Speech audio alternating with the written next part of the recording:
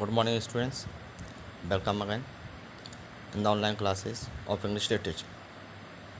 As you know all that हमारी जो class थी उसमें हमने एक पोएम ली थी ऑन शेक्सपियर, और आज हम इस शेक्सपियर के बारे में जानते हुए अपनी इस पोएम को कंटिन्यू करेंगे। शेक्सपियर के बारे में जैसे कि हम पहले भी डिस्कस कर चुके थे कि विलियम शेक्सपियर जो हैं 1516 विलियम शेक्सपियर जो हैं वो 1564 को इनका जन्म हुआ था और 1616 में इनकी डेथ हुई थी। तो विलियम शेक्सपियर जो हैं वो one of the greatest poets हैं एंड ड्रामेटिस्ट हैं इंग्लिश लैंग्वेज में। विलियम शेक्सपियर जो थे वो स्टेटफोर्ड ऑन एवन में पैदा हुए थे इंग्लैंड में। उसके बाद वो लंदन गए, जहां उन्होंने अपनी रेपुटेशन को गेन किया एक ड्रामेटिस्ट के रूप में, एक पोइट के रूप में, और अपनी रेपुटेशन को वहां इस्टेब्लिश भी किया। उनकी जो सोनेट्स हैं वो 154 हैं in number, probably written between 1593 and 1598। Sonnets जो हैं ये इनकी पब्लिश लगभग 1602 में हुई थी, ठीक है। और आपके लिए ये जो पोएम है ये मिल्टन ने विलियम शेक्सपियर की इसी ख्याति को बताते हुए, इसी प्रसिद्धि को बताते हुए उन्होंने लिखा है, और इसमें बताया है जॉन मिल्टन ने कि किस प्रकार से विलियम शेक्सपियर जो थे वो काफ़ी ज़्यादा पॉपुलर क्यों थे। तो इस पोएम की समरी भी हम देख चुके थे और शुरुआत की कुछ पंक्तियां भी देख चुके थे। जैसे कि शुरुआत में हमने वॉट के बारे में डिस्कस किया था कि वॉट जो है वो आपका वाई है, WHY। तो वॉट जो है वो वाई के सेंस में है कि why needs my Shakespeare for his honoured bones. मेरे शेक्सपियर को आके ऑनर्ड बॉन्स का हमने डिस्कस किया था कि बॉन्स आपके क्या हैं, एशेस के रूप में है, ASHES, एशेस के रूप में है। The labour of an age in piled stones, और यहाँ भी हम डिस्कस कर चुके थे कि विलियम शेक्सपियर को आवश्यकता क्यों है अपनी उन सम्माननीय एशेस के लिए, अपनी उन यादों के लिए कि उनकी यादों में the labour of an age एक लंबे समय तक परिश्रम किया जाए इन पाइल्ड स्टोन। और पाइल्ड स्टोन का हमने स्टूडेंट्स देखा था दैट इज़ मोनूमेंट्स, कि एक मोनूमेंट्स उनके लिए क्रिएट किया जाए। और that is hallowed relics, hallowed का हमने देखा था, हैलोड का मैंने आपको बताया था that is serene, SERENE, serene यानी कि प्योर। उनकी जो प्योर पवित्र सी जो रेलिक्स हैं शुड बी हिड, उन्हें क्यों छुपाया जाए, अंडर अ स्टार ये पंटिंग पिरामिड, वो भी एक तारों को छूते हुए एक पिरामिड में, इतने ऊंचे पिरामिड में। Dear son of memory, Shakespeare को आगे बताया गया था कि डियर सन ऑफ मेमोरी, ये तो क्या है, मेमोरी का एक डियर सन है, यानी कि एक प्यारा सन है मेमोरी का। अब यहाँ हमने एक चीज़ देखी थी कि यहाँ अफेक्शन को जो है और एक रिस्पेक्ट को जो है मिल्टन जो है वो शो करते हुए हैं। फिर उन्होंने बताया था ग्रेट हेयर ऑफ फेम, कि शेक्सपियर जो है ग्रेट हेयर ऑफ फेम एक महान उत्तराधिकारी रहा है और उसने काफ़ी अत्यधिक प्रसिद्धि को अपनी प्राप्त किया है। यहाँ तक कंप्लीट करने के बाद फिर हमने देखा what needst thou such a weak witnesses of thy name, कि वाई नीडस्ट दाउ यहाँ जो है शेक्सपियर को संबोधित करते हुए मिल्टन कह रहे हैं कि तुम्हें आवश्यकता आखिर क्यों है इस प्रकार के कमज़ोर से प्रमाणों की तुम्हारे नाम के लिए, तुम्हें याद रखने के लिए। तो ये क्वेश्चन उन्होंने पुटअप किया था। फिर उसके बाद 4 पंक्तियाँ हमने और देखी थी कि thou in our wonder and astonishment, कि शेक्सपियर तुम तो हमारे वंडर और एस्टोनिशमेंट में यानी कि सरप्राइज में हमारे रहते हो।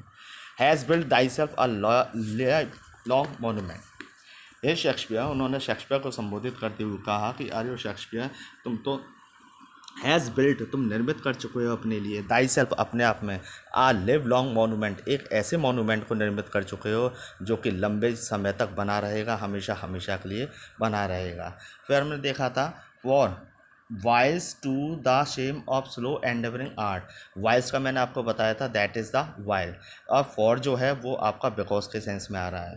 Because while to the shame, क्योंकि आप नीचा दिखाते हो, शेम का मतलब होता है शर्मिंदा दिखाना, नीचा दिखाना, क्योंकि आप नीचा दिखाते हुए हो। एक स्लो एंडेवरिंग आर्ट आपकी हमने देखी थी वो आर्किटेक्चर है। देखो स्लो यानी कि धीमे धीमे हो गया, ठीक है। एंडेवरिंग काफ़ी कोशिश जो की जाए, आर्ट यानी कि जिस कला को परफेक्शन में लाने के लिए काफ़ी कोशिश की जाए, तो वो आपका क्या होता है, वो आर्किटेक्चर होता है, ठीक है। तो स्लो एंडेवरिंग आर्ट, तुम इस स्लो एंडेवरिंग आर्ट यानी इस आर्ट को जो कि काफ़ी धीमी है, धीमे धीमे जिसमें परफेक्शन आती है, इस आर्ट को भी तुम नीचा दिखाते हुए, वो क्या है आर्ट, आर्किटेक्चर। आर्किटेक्चर से मतलब जैसे ऊपर देखा था हमने, वो थे आपके पिरामिड्स और मॉन्यूमेंट्स वगैरह। दाई इजी नंबर्स फ्लो। अब शेक्सपियर से कहा है कि दाई यानी कि तुम्हारे इजी नंबर्स फ्लो, इजी यानी कि काफ़ी आसानी से। नंबर्स जो हैं यहाँ उनके इन्यूमरेबल जो वर्क्स हैं, उनके अनेकों जो वर्क्स हैं उसके लिए नंबर्स जो है वो यूज़ हो रहा है कि दाई इजी नंबर्स फ्लो। तुम्हारी तो काफ़ी कविताएँ हैं, काफ़ी लिटरेचर है तुम्हारा जो कि बड़ी आसानी से निकल के आता है। And that each heart hath from the leaves of thy unvalued book. And each heart, और प्रत्येक व्यक्ति जो है, प्रत्येक व्यक्ति का हृदय जो है वो एक अफेक्शन को गेन करता है। प्रत्येक व्यक्ति जो है अट्रैक्ट होता है, प्रत्येक व्यक्ति जो है वो काफ़ी ज़्यादा अफेक्टेड होता है। कैसे? फ्रॉम द लीव्स यानी उन पेजेस से ऑफ द अनवैल्यूड बुक्स जो कि तुम्हारे उस अमूल्य साहित्य के हैं। ठीक है। Those Delphic line, Delphic line का मैंने आपको बताया था वो होता है आपका उत्कृष्ट यानी काफ़ी अच्छा। ये जो डेल्फिक लाइन्स हैं वे डीप इम्प्रेशन टुक, ये काफ़ी एक गहन इम्प्रेशन को, गहन एक भाव को लिए हुए हैं। Then thou our fancy of itself bearing, फिर तुम हमारी फैंसी में। अब यहाँ स्टूडेंट्स जो फैंसी है वो लेंगे हम, फैंसी यानी इमेजिनेशन। फैंसी हो गया आपका इमेजिनेशन। तुम जो है हमारे इस इमेजिनेशन में इट सेल्फ वीरेविंग, तुम स्वयं वीरेविंग होते हुए, सेल्फ वीरेविंग का मतलब हो गया स्टूडेंट्स ऑटिज्म, यानी AUTISM आप लिख सकते हैं, AUTISM ऑटिज्म। ठीक है। ऑटिज्म क्या होता है कि ये माइंड की एक स्टेट होती है, एक दशा होती है, एक अवस्था होती है जिसमें आदमी जो है नए व्यक्तियों से संबंध बनाता है या फिर जो विचार होते हैं उनका आदान प्रदान करता है, लेकिन उन चीज़ों में भी वह कठिनाई का अनुभव करता है। तो इसका मतलब हो गया आपका सेल्फ वेयरिंग का मतलब आत्मविमोह, यानी आप स्वयं में अपने आप से दूर रहते हो। फिर आगे दिया है स्टूडेंट्स कि dust make us marble with too much conceiving, dust make us marble, लेकिन तुम हमें तो भी मार्बल कर देते हो, यानी कि तुम हमें काफ़ी ज़्यादा आश्चर्यचकित कर देते हो। विथ टू मच कंसीविंग, वो भी काफ़ी ज़्यादा कंसीव करते हुए, कंसीव यानी अपने विचारों के माध्यम से सोचते हुए, लेकिन आप अपने थॉट्स के माध्यम से, अत्यधिक विचारों के माध्यम से आप हमें क्या कर देते हो, आश्चर्यचकित कर देते हो।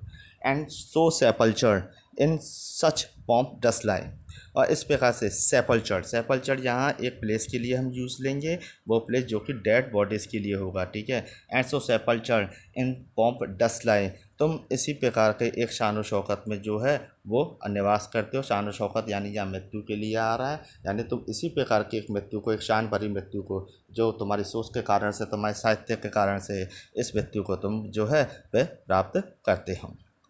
That kings for such a tomb put wish to die, कई राजा जो हैं इसी प्रकार के टूम की यानी मकबरे की कामना करते हैं कि मनुष्य की जो स्मृतियों का मकबरा है उसमें भी उन्हें याद रखा जाए।